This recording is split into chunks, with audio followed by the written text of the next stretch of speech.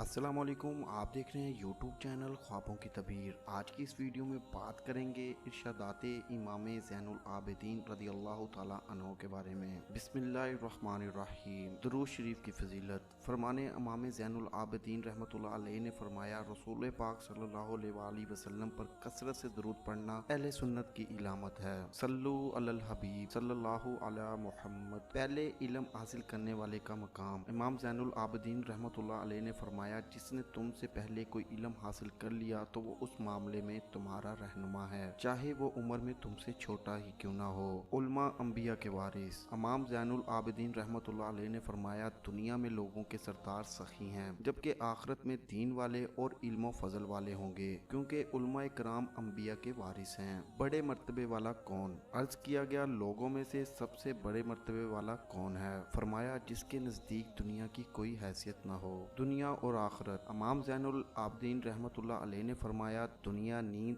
यानी गफलत की जगह, जबकि आखिरत बेदारी का मकाम है, और हम इनके दरमियान ख्वाबे परेशान की तरह हैं। ऐसी ही वीडियोस को देखने के लिए हमारे यूट्यूब चैनल ख्वाबों की तबीर को बिल्कुल सब्सक्राइब करें और हमारी वीडियोस को ज़्यादा से ज़्यादा शेयर करें, क्योंकि अच्छी बात फैलाना सदका जारिया है। अल्लाह निगहबान।